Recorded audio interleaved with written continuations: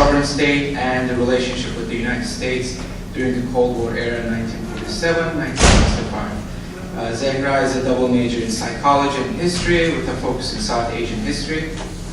She will be graduating this May and plans to pursue a career in law and history.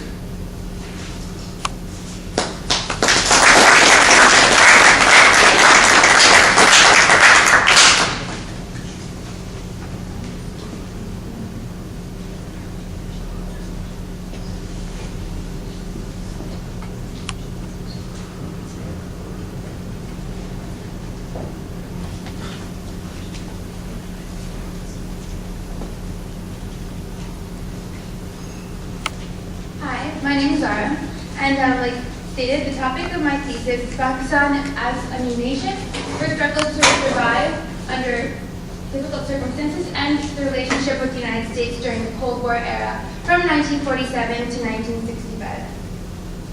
I'm going to start with talking about the establishment of Pakistan as an independent nation. It's important to go into the relationship between the British and the Muslims of the Indian subcontinent prior to partition, which occurred in 1947.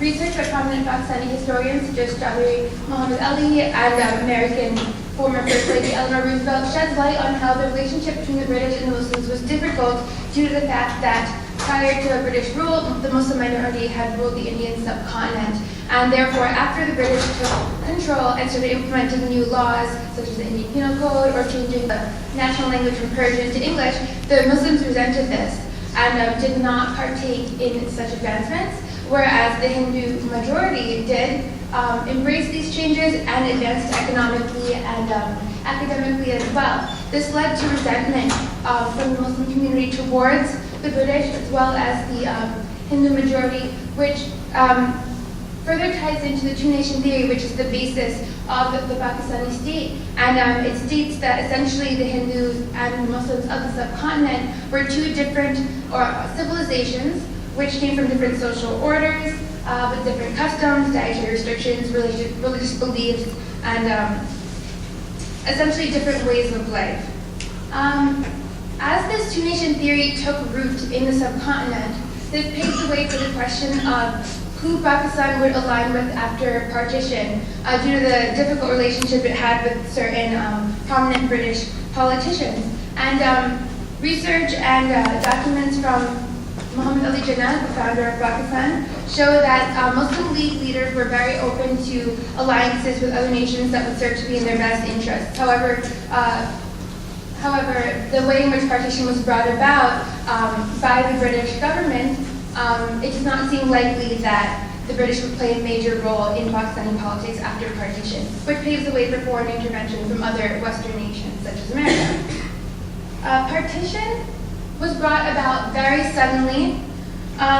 It was initially intended to be in June of 1948, however, it eventually ended up being in August 15th of 1947. This happened very suddenly and didn't leave room for much preparation, so it led to mass communal violence and chaos.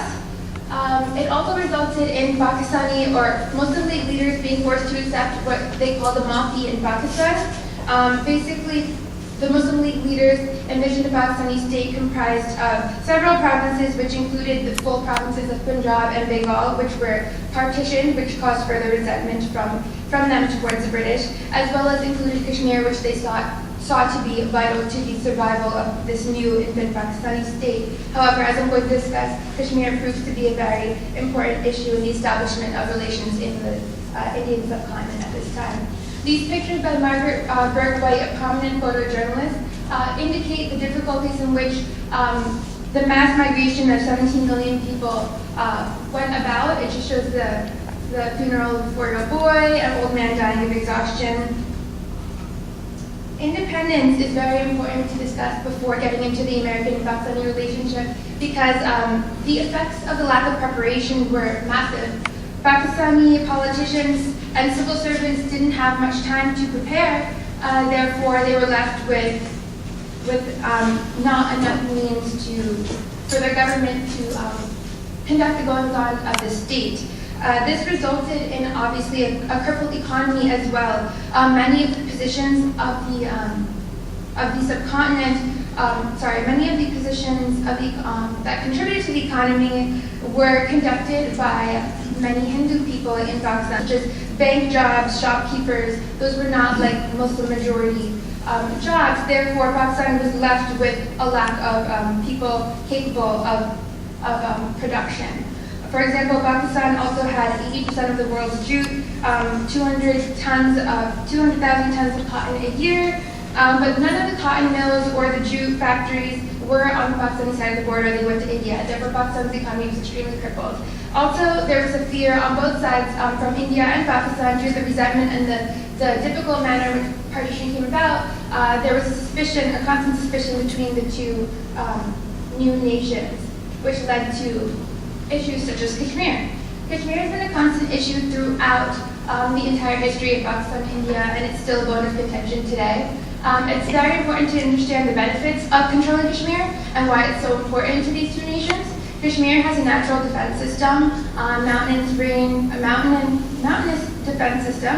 It's isolated and it has many passes which make it centrally located.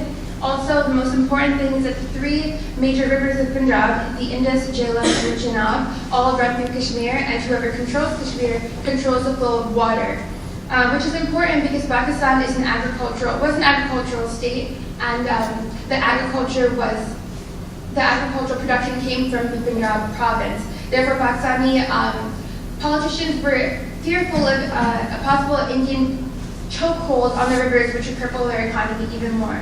Additionally, Kashmir was symbolic to both nations because Pakistanis viewed Pakistan as a safe haven for all Muslims of the continent. Therefore, they wanted to amalgamate it, and the Indians wanted to prove that. Or this assessment also is according to Joseph Corville, who was part of the UNCIP commission to the UN. But he says that the Indians wanted to prove that all ethnicities and religions could come under the banner of the Congress Party, which is what India stands for. The issue of accession is important to note because the Kashmiri province was one of the 562 princely states that was given the right to choose accession to India or Pakistan at independence, and they were ruled, a Muslim majority state ruled by a Hindu king, which was known for anti-Muslim aggression, and he essentially chose to accede with India, which has caused this enormous struggle. And also two other provinces in question were taken by India by force, which has caused many problems, and many pointing of fingers over double standards. The American role in Kashmir is important to note because it sheds some light on the first time in which the Pakistanis slightly pointed out that they felt as though, while the Americans didn't get involved, they felt as though the Americans not getting involved was actually supportive to India because India had military stores and Pakistan didn't, so they felt like it was an unfair advantage. So this is essentially a precursor to the 1965 war, which is the first biggest schism in the relationship. Choosing a Cold War partner is very important to get into. At this time, Pakistan, as we stated, had many economic shortcomings. At this time, they had, by the early 50s, were requesting large amounts of money from the United States and pledging their allegiance to American interests, not quite as explicitly as they will later on, though.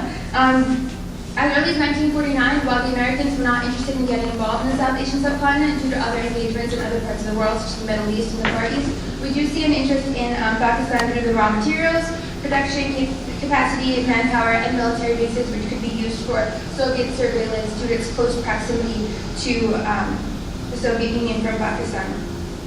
Air bases also were noted in U.S. documents that could be very influential for Soviet surveillance. The role of Pakistan's strategic geographical position is very important in the Cold War because these nations saw this region as very important in controlling the Middle East, which was very central to the battle between the Soviet Union and the United States in terms of ideology.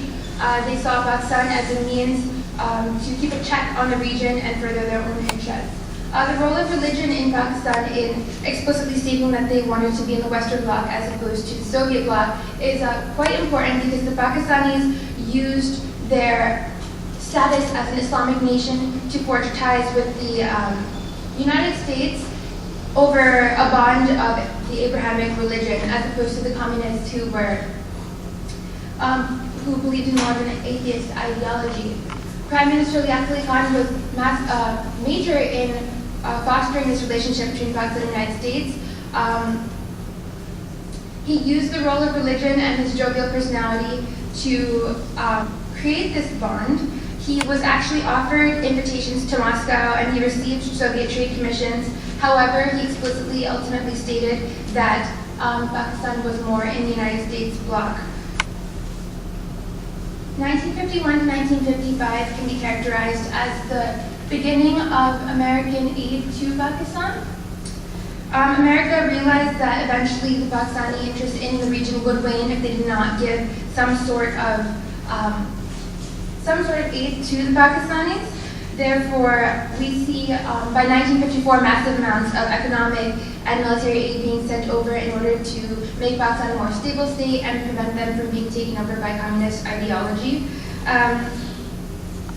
This coincides with 1954 Manila Pact, in which Pakistan joined the South Asian Treaty Organization, the 1954 Mutual Support and Defense Agreement, which also came before that, which was the sale of arms and officer training to the Pakistanis, and the 1955 Baghdad Pact, all of which show explicit Pakistan dedication to communist containment, in turn for military aid.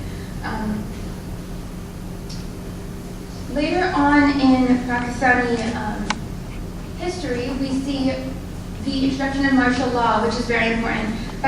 This next period is important because it shows how there was a lack of leadership and a major vacuum in Pakistan, which allowed for the roots of the military to take control. After Liaq Ali Khan, there were no strong leaders who were quite as involved in the independence movement. Therefore, we see a lot of weak leaders grappling for power, and eventually, Iskandar Mirza in 1958 was able to consolidate the power and declare martial law in Pakistan because he felt like there was a need for just complete control due to the chaos in politics.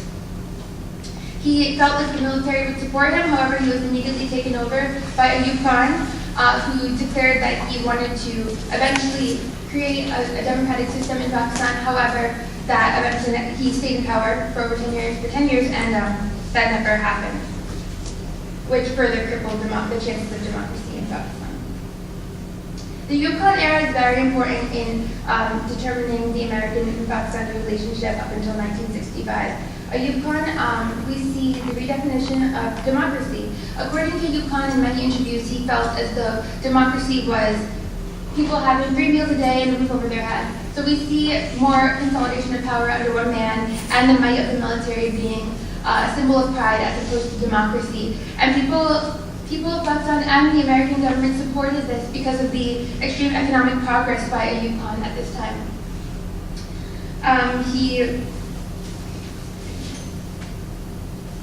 He was a major in getting rid of corruption and improving the state of Pakistan economically at this time, which is why the Western powers supported him due to the fact that they were fearful of a possible Islamist government taking hold should they not support this, despite the fact that it was not a true democracy.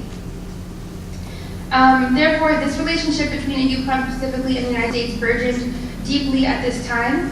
In 1961, Ayub Khan visited the United States to a grand procession and welcome, in which President John F. Kennedy mentioned the relationship through CEDAW and CENTO, and Pakistan at this time was clearly reaping benefits in terms of reform and military aid. This relationship bolstered the Pakistani mentality of militarization, and it encouraged them to hold on to their belief that the United States would back them should they ever come to blows with India, which proved to be a major mistake and led to their own disappointment later on in 1965, in which it was the first schism in their relationship, the first major schism. Pakistani-American relations from 1960 to 1965 are very interesting because the Indian relationship with the United States is what really creates problems on the Pakistani side. In 1962, China and India have war, and of course, due to the fact that the Chinese were communist, the United States made India their biggest receiver of economic aid at the time, which the Pakistanis just simply could not understand due to the fact that at this time the Indians had an established relationship with the Soviet Union. Therefore, this bred resentment in the Pakistani political sphere and the rise of anti-American sentiment in Pakistan, which was pretty detrimental to the way America would be viewed after 1965 as well. Because at this time, we would already see prominent politicians such as the son of Liaquat Ali Khan stating that losing American, quote, friendship would be a good riddance. The Indian and Pakistani War of 1965, in the scope of my project, it's important to look at the relationship with the United States and how the Pakistanis perceived this. At this point, Pakistan was built up to define herself on military and military pride. What they perceived to be as poor performances in the China War and skirmishes in the Round of Kutch, they were motivated to perform Operation Gibraltar, which was an operation in which Pakistani troops attempted to liberate Kashmiris who they felt would rise up and join them in this epic battle for freedom that the Pakistanis were quite invested in. However, Pakistanis also felt as though the U.S. would be somewhat of an ally in this sense, in that they would apply pressure to India to help make progress on the Kashmir issue in their benefit. However, the United States cut off military aid, which forced the Yukon to accept the ceasefire on September 22nd, which the Pakistanis viewed as a major blow and betrayal to their relationship. While the New York Times from September 22nd states and points out quite explicitly that the planes, tanks, and guns that were used against the Indian Army were all American provided, the Pakistanis still felt as though during the Tashkent Agreement, which negotiated the ceasefire, that the United States would back them and apply more pressure to the Indians. They felt as though the fact that the United States did not get involved was a betrayal due to the fact that the Indian government had some sort of relationship with the Soviets, and since the Pakistanis, in interest of maintaining a strong friendship with the Americans, did not have one, they felt abandoned and disillusioned, which eventually led to a subsequent Ayub Khan falling out of favor with the public. Essentially, Kashmir was quite symbolically important in the Pakistani sphere at this time, because the Pakistani public was never happy with the Kashmir Agreement, and after 1965, after the ceasefire, everything went back to status quo. People felt as though they were just a puppet to the United States, and papers show how foreign secretaries and ministers were extremely disillusioned with the way they constantly perceived everything to be more favorable to the Indians and discriminatory towards themselves. It's important to note this because the Pakistanis felt that they had directly aligned with the United States, and despite the fact that the Americans were following their policy of remaining neutral, the Pakistanis still felt disappointed and felt as though they were lacking a true friendship of some sort. And this discourse has remained up in the Pakistani-American relationship up until today. So, thank you. That's it.